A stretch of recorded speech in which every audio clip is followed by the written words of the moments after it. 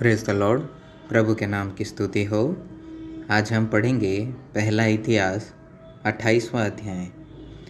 और दाऊद ने इज़राइल के सब हाकिमों को अर्थात गोत्रों के हाकिमों और राजा के सेवा टहल करने वाले दलों के हाकिमों को और सहस्त्रपतियों और शतपतियों और राजा और उसके पुत्रों के पशु आदि सब धन संपत्ति के अधिकारियों, सरदारों और वीरों और सब सूरवीरों को यरूशलेम में बुलवाया।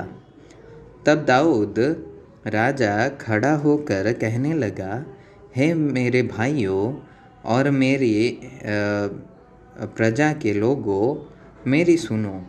मेरी मनसा तो थी कि यहोवा की वाचा के संदूक के लिए और हम लोगों के परमेश्वर के चरणों की पीढ़ी के लिए विश्राम का एक भवन बनाऊं, और मैंने उसके बनाने की तैयारी की थी। परंतु परमेश्वर ने मुझसे कहा, तू मेरे नाम का भवन बनाने न पाएगा, क्योंकि तू युद्ध करने वाला है और तूने लहू बहाया है। तो भी इज़राइल के परमेश्वर यहोवा ने मेरे पिता के सारे घराने में से मुझी को चुन लिया कि इज़राइल का राजा सदा बना रहूं। अर्थात उसने यहूदा को प्रधान होने के लिए और यहूदा के घराने में से मेरे पिता के घराने को चुन लिया, और मेरे पिता के पुत्रों में से वह मुझी को सारे इज़राइल का राजा बनाने के लिए प्रसन्न हुआ। और मेरे सब पुत्रों में से यहोवा ने तो मुझे बहुत पुत्र दिए हैं।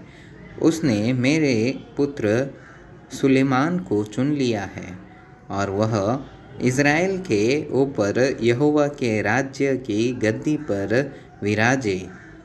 और उसने मुझसे कहा कि तेरा पुत्र सुलेमान ही मेरे भवन और आंगनों को बनाएगा, क्योंकि मैंने उसको चुन लिया है कि मेरा पुत्र ठहरे और मैं उसका पिता ठहरूंगा। और यदि वह मेरी आज्ञाओं और नियमों को मानने में आजकल की नाई दृढ़ रहे, तो मैं उसका राज्य सदा स्थिर रखूंगा। इसलिए अब इज़राइल के देखते अर्थात यहोवा की मंडली के देखते और अपने परमेश्वर के सामने अपने परमेश्वर यहोवा की सब आज्ञाओं को मानो और उन पर ध्यान करते रहो, ताकि तुम इस अच्छे देश में के अधिकारी बने रहो और इसे अपने बाद अपने वंश का सदा का भाग होने के लिए छोड़ जाओ। और हे मेरे पुत्र सुलेमान, तू अपने पिता के परमेश्वर का ज्ञान रख और खरे मन और प्रसन्न जीव से उसकी सेवा करता रह, क्योंकि यहोवा मन को जांचता और विचार में जो कुछ उत्पन्न होता है उसे समझता है।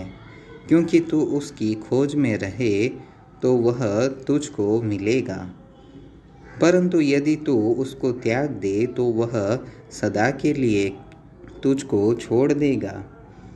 अब चौकस रह, यहोवा ने तुझे एक ऐसा भवन बनाने को चुन लिया है जो पवित्र स्थान ठहरेगा। हियाव बांधकर इस काम में लग जा।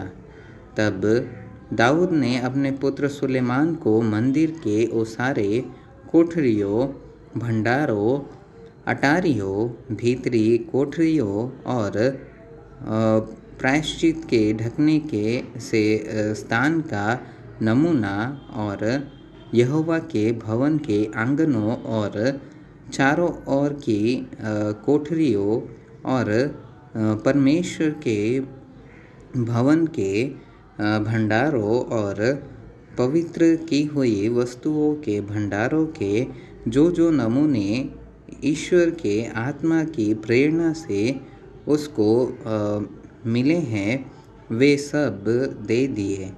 फिर याजकों और लेवियों के दलों और यहोवा के भवन की सेवा के सब कामों और यहोवा के भवन की सेवा के सब कामों अर्थात सब प्रकार की सेवा के लिए सोने के पात्रों के निमित्त सोना तोलकर और सब प्रकार की सेवा के लिए चांदी और पात्रों के निमित्त चांदी तोलकर और सोने की दीवटों के लिए और उनके दीपकों के लिए प्रति एक एक दीवट और उसके दीपकों का सोना तोलकर और चांदी के दीवटों के लिए एक एक दीवट और उसके दीपक की चांदी प्रति एक एक दीवट के काम के अनुसार तोलकर और भेंट की रोटी की मेज़ों के लिए एक एक मेज़ का तोला तोलकर और चांदी की मेज़ों के लिए चांदी और चोखे सोने के कांटों कटोरों और प्यालों और सोने की कोठरियों के लिए एक एक कटोरी और सोना तोलकर और चांदी की कटोरियों के लिए एक एक कटोरी की चांदी तोलकर और धूप की वेदी के लिए तपाया हुआ सोना तोलकर और रथ अर्थात यहोवा की वाचा का संदूक ढांकने वाले और पंख फैलाए हुए करूबों के नमूने के लिए सोना दे दिया। मैंने यहोवा की शक्ति से जो मुझको मिली यह सब कुछ बूझकर लिख दिया है। फिर दाऊद ने अपने पुत्र सुलेमान से कहा, हियाव बांध और दृढ़ होकर इस काम में लग जा, मत डर और तेरा मन कच्चा न हो, क्योंकि यहोवा परमेश्वर जो तेरा परमेश्वर है वह तेरे संग है। और जब तक यहोवा के भवन में जितना काम करना हो वह न हो चुके तब तक वह न तो तुझे धोखा देगा और न तुझे त्यागेगा। और देख, परमेश्वर के भवन के सब काम के लिए याजकों और लेवियों के दल ठहराए गए हैं और सब प्रकार की सेवा के लिए सब प्रकार के काम प्रसन्नता से करने वाले बुद्धिमान पुरुष भी तेरा साथ देंगे। और हाकिम और सारी प्रजा के लोग भी जो कुछ तू कहेगा वही करेंगे।